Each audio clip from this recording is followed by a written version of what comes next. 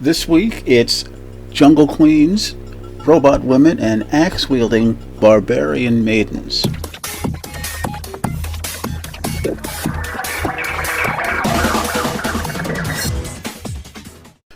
Hi, I'm Mark, and Subliteral Network is my channel. I make art and comics, and you're very welcome to come in. Remember to hit like and subscribe, and to leave your feedback in the comments. Now, every week I post art to Instagram, Facebook, and Twitter. And for those of you who missed my daily posts, this is kind of a roundup collection of the work that I posted with a little extra commentary thrown in there. You can read my comics Una the K Bunny and Tiger Team 3 for free at radiocomics.com. This is Jungle Girl, my own kind of made up design and character, drawn in what are those things called? They're not freaking Copics anymore. What are they? I have them right here. The old Pigma graphic art liners, they called them. Okay, so it's a Jungle Girl drawn in graphic art liners on cardstock, colored with markers, a little bit of color pencil here and there, and some white crayon on top of it for the highlights.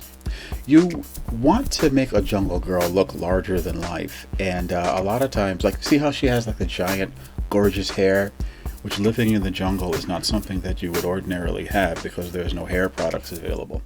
But we're talking about making larger than life looking characters, so you emphasize everything. They've got giant hair, they've got beautiful skin, they got flowers in the hair, they got lipstick and eyeliner and all that stuff on. Because what you're really creating is kind of a fantasy and not a real person. It's funny to get into all of that because you have to, in order to make something appear natural, you kind of sort of, sometimes you got to get supernatural.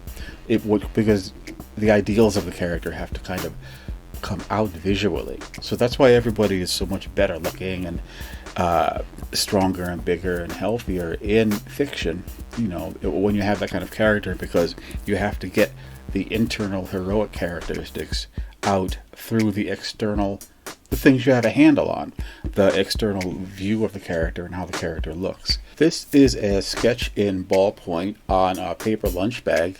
Ballpoint and a little white crayon, as you can see for the highlights. Black Widow in her vintage costume with her vintage bouffant hairdo from like the 60s and the 70s, which she had for a long time. That drawing with ballpoint is one of those things you just can't. It's not taken seriously as any kind of art material, and maybe it shouldn't. I mean, it's stationary. You're supposed to write with it and stuff. But when you're at work and you've got a ballpoint pen, you start sketching, and you're not holding yourself to any kind of the same kind of standards you would if you were using like serious art materials, the kind they sell you on as serious art materials. So you just start sketching and you experiment, and sometimes you get some pretty good and fun effects and results. And this is actually one of the better ballpoint drawings I did on a paper bag in terms of me really refining the technique and getting what I wanted out of it. This is a robot girl that I drew again in these Pigma liners, and I sort of figured the thing about her hair is that it's not really hair. I figured it was some kind of optical fibers that you could generate pictures on and graphics and stuff like that, kind of like a computer screen composed of thousands and thousands of hairs. And that is such a cool idea that you can't really tell here. There's a number and there's stripes on her hair, but virtually anything, any color can appear in it. And that is sort of one of the coolest things about the picture that I ended up liking.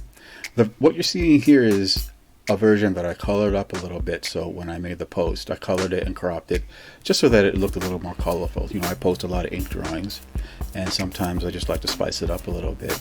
But right here is the fully inked version of it, just from top to bottom. This is what the picture looked like originally, and I get a lot of ideas drawing these robot girls. I've read a lot of science fiction. I've done a fair amount of science reading and a little bit of computer reading, and it's always interesting to incorporate some of those ideas into ideas about what robots are going to be and what capabilities they might have. So it mostly, a lot of it is really an intellectual exercise. I'm trying to combine a lot of ideas about present and future robotics and society by putting them in a picture. So that's about as intelligent as I'm going to get around here. I usually don't, you know, talk a lot about that kind of stuff. I'd rather make an interesting picture.